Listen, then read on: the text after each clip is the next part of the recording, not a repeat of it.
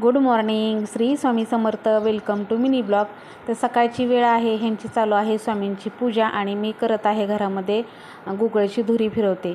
तर सकाळी फरशा वगैरे पुसल्यानंतर बघा माझं सकाळी पहिलं काम जे आहे ना ते म्हणजे रोज नाही पण एखाद्या दिवशी मी अशी गुगळची धुरी घरामध्ये फिरवत असते.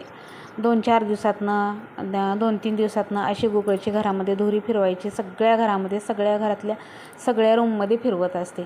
तर हे गुगळ आपल्या घरामधली निगेटिव्हिटी बाहेर काढण्याचं काम करत असतं.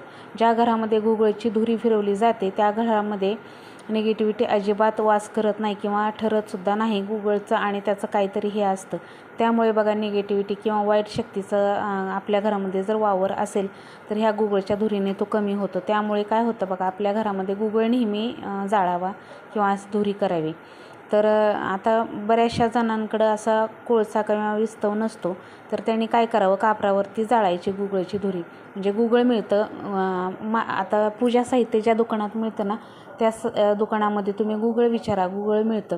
आणि ते गुगळ जे आहे ना ते कापरावर ठेवायचं आणि जाळायचं, सगळ्या घरामध्ये आपल्या फिरवायचं. जर ज्यांना घरामध्ये निगेटिव्हिटी, आपल्या घरामध्ये निगेटिव्हिटी असल्यासारखं वाटत असेल तर त्यांनी हा उपाय नक्की करावा.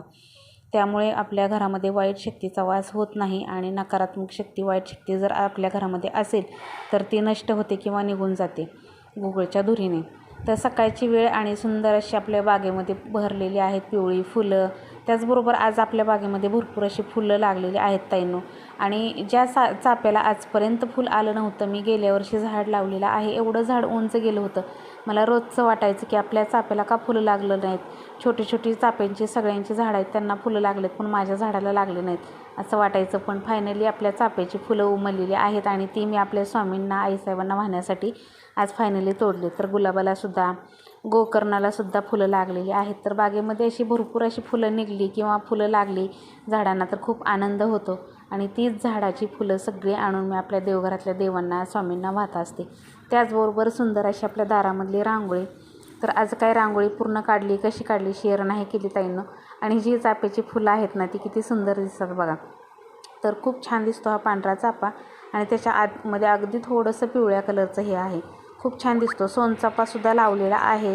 तर मस्त अशी आपली देवपूजा झालेली आहे. सकाळची वेळ आणि सुंदर अशी देवपूजा झाली की घरामध्ये खूप प्रसन्न वातावरण होतं. त्यांनी स्वामींची पूजा करून घेतली, मी देवघरातल्या देवांची पूजा करून घेतली आणि आजचा दिवस मस्त असा प्रसन्न जातो बघा.